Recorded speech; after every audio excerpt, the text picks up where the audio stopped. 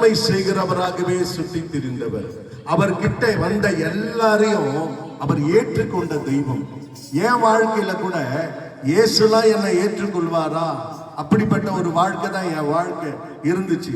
நான் இவ்வளவு பொல்லாத ஒரு மனிதனா இருக்கிறேனே, என்னெல்லாம் இயேசு ஏற்றுக்கொள்வாரா?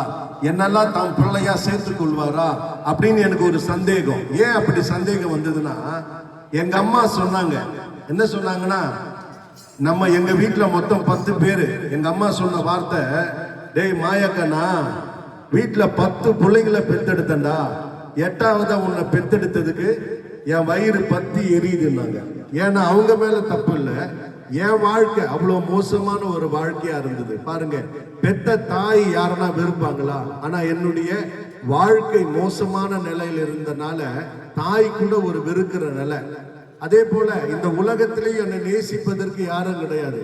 எந்த சொந்த பந்தமும் எனக்கு வந்து வாப்பா கல்யாணத்துக்கு வாப்பா, நல்லது கெட்டதுக்கு வாப்பாலாம் கூப்பிட மாட்டாங்க. ஏன் அப்படின்னா, குடி போதை, ரொம்ப மோசமான ஒரு குடி போதையில சாராயம், ஆர்எஸ், கலக்கல், பொங்கடசருக்கு இப்படி குடி குடின்னு குடியிலே தான் என் வாழ்க்கை இருந்தது. வச்ச என் குடும்பத்தை பத்தியோ குடும்பத்துல மற்றவங்க பத்தியோ எனக்கு எந்த யோசனையும் கிடையாது. இப்படி பொல்லாத மனுஷனா குடித்து வெறித்து சிகரெட், ஆன்ஸ், பாக்கு, மாவா எல்லா கெட்ட பழக்கத்திலும் நான் அடிமைப்பட்டு இருந்தேன். ஆனா இந்த அடிமையிலேருந்து யாரும் என்னை விடுதலையாக்க முடியல. எனக்கும் அந்த போதையை விட்டு வரணும்னு இஷ்டம் இல்லை.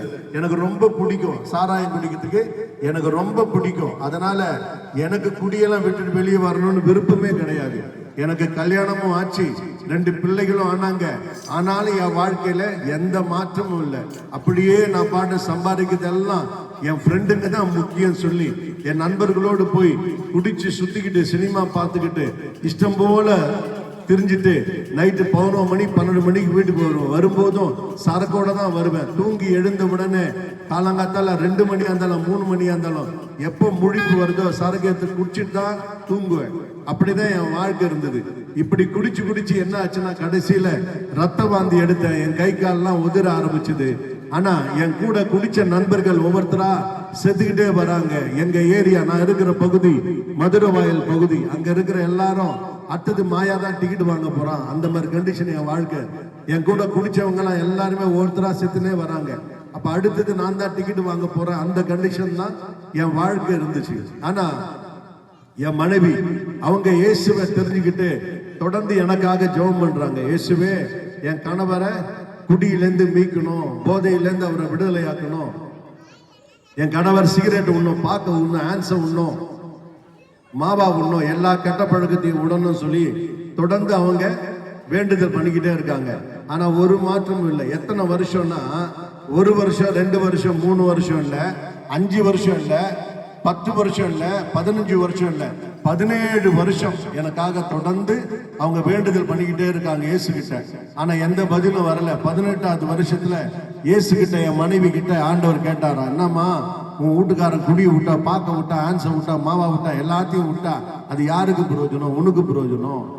அப்ப நான் என்ன பண்ணணும் ஆண்டவரே, என்னதான் பண்ண என் வீட்டுக்காரர் ரட்சிப்புக்காக கேட்கும்போது ஆண்டவர் சொன்னாராம், உண்மையா என்ன தெய்வமா ஏற்றுக்கொள்ளணும்னு சொல்லி வேண்டுதல் பண்ணு. அன்னைக்குதான் என் மனைவி வந்து, ஏசப்பா எங்க பாட்டிலும் கைமா சுத்துறாரோ இனி பைபிள் கைமா சுத்தணும். இதே பகுதியில மதுரவாயில் பகுதியில அவர் உங்களை பத்தி சொல்லணும், அவர் ரட்சிக்கப்படணும்னு ஜெபம் பண்ணி இருக்கிறாங்க.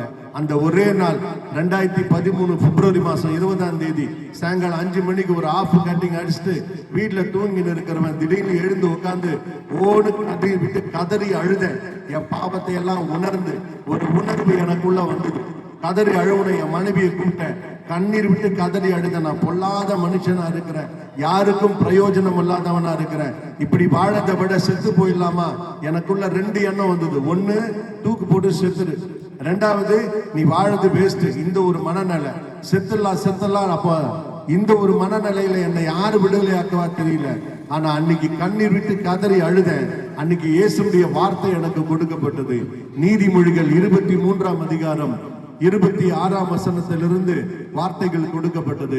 அந்த வார்த்தையில, என் மகனே உன் இருதயத்தை எனக்கு தா, உன் கண்கள் என் வழிகளை நோக்குவதாக. இந்த ஒரே ஒரு வசனம் என்னை உயிர்த்தது, என்னை மீட்டு கொண்டது. மகனே